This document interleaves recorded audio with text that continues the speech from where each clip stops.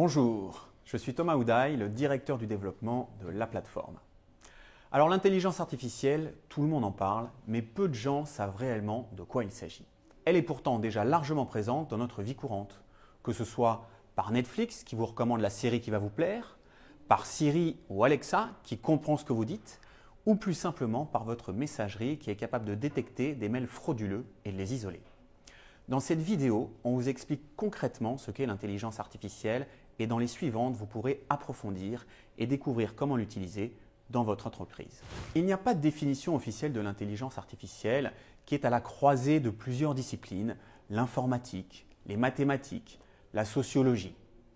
Wikipédia nous dit que l'IA, c'est l'ensemble des théories et des techniques mises en œuvre en vue de réaliser des machines capables de simuler l'intelligence humaine.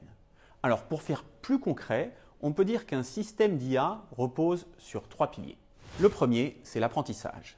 Ce sont des systèmes qui apprennent au fil du temps grâce à des données. Le deuxième, la perception.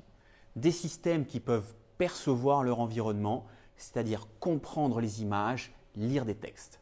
Et enfin, la cognition. Des systèmes qui ont une certaine capacité de décision de façon autonome. Un des plus beaux exemples de système d'IA complexe, c'est le véhicule autonome. Il perçoit son environnement grâce à ses caméras et ses capteurs. Il apprend de ces données captées au fil des kilomètres parcourus et il peut prendre des décisions de freinage ou de changement de direction de façon autonome. Dans le monde du développement informatique classique, on développe un programme pour résoudre une problématique métier. Ce programme, c'est une suite d'instructions, on parle aussi d'algorithmes, une suite de règles, le fameux if, then. Ces règles, il faut les déterminer avant le codage, puis la mise en production du système. Cette approche a de nombreuses limites, notamment quand la problématique est trop complexe et quand on ne sait pas définir les règles. Comment, par exemple, définir les règles d'un système de conduite autonome? C'est là que l'intelligence artificielle entre en jeu avec son principal concept, le machine learning ou apprentissage statistique. Comme un enfant qui apprend à lire, la machine va apprendre à partir d'exemples. À votre enfant, vous lui montrez d'abord des lettres, des mots, les mêmes et de façon répétée durant toute cette phase qu'on appelle l'apprentissage. Quelques mois après, votre enfant pourra reconnaître un nouveau mot, puis lire un texte qu'il n'a jamais vu. C'est la phase de généralisation. Eh bien, de façon similaire, on va montrer de nombreux exemples à une machine, des images de chiens par exemple, puis lorsqu'on va lui montrer une image nouvelle d'un chien qu'elle n'a jamais vu, elle saura reconnaître que c'est un chien. La grande différence entre l'informatique classique, la programmation classique et le machine learning, eh bien, c'est qu'en machine learning, on ne programme pas l'algorithme, mais on l'entraîne avec des données pour qu'il trouve les paramètres optimaux qui vont lui permettre de généraliser. Continuons avec un exemple concret. Imaginez que vous êtes un agent immobilier. Vous voulez construire un système qui vous aide à fixer le bon prix d'un nouveau bien qui arrive dans votre portefeuille. Vous avez à votre disposition une liste avec toutes les transactions historiques que vous avez traitées par le passé. Ici, de façon simplifiée, chaque transaction est caractérisée par la ville, la surface du bien et le prix de vente réalisé.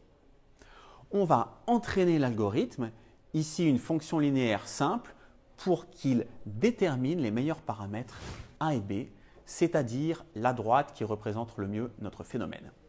Alors le système teste d'abord au hasard différents paramètres et on obtient par exemple la droite rouge qui à l'évidence n'est pas la bonne. Puis à force de tester d'autres paramètres, en essayant de minimiser les écarts entre la droite et les points, on obtient un paramétrage optimum, c'est la droite verte sur notre schéma.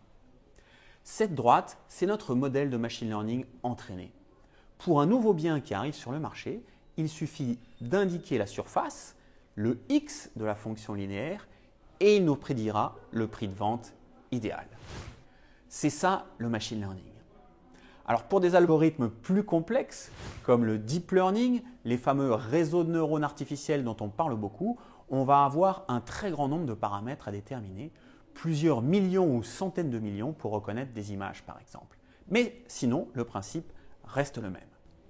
Cet exemple du traitement d'images illustre une autre des grandes caractéristiques des systèmes d'intelligence artificielle. C'est la capacité de perception, c'est-à-dire la capacité de traiter des données structurées, comme des tableaux de chiffres, mais aussi des données non structurées comme des images ou des textes. Ce qui va permettre de développer de nombreuses applications dites de computer vision quand on parle du traitement d'images. Par exemple, classer des images, détecter des signaux faibles en imagerie médicale par exemple, détecter des personnes, des objets, des dangers ou encore analyser des sentiments à partir de photos. Concernant le langage, on parle de traitement automatique du langage, Natural Language Processing, NLP en anglais. On peut citer les applications suivantes, de la recherche intelligente dans un grand nombre de textes, on peut classifier ou traiter automatiquement des documents, ou enfin construire des agents conversationnels, des chatbots, des Siri, Alexa ou Google Home. En résumé, l'intelligence artificielle, c'est aujourd'hui principalement des applications basées sur du machine learning, ces algorithmes qui apprennent avec les données, avec une capacité de traiter des données structurées ou non structurées pour réaliser 3 grands types d'applications. Automatiser des processus avant réservés à l'être humain, comme par exemple traiter une facture. Connaître précisément ses clients pour leur proposer des offres et produits qui leur correspondent réellement. Ou encore inventer de nouveaux produits et services. Merci beaucoup et à bientôt.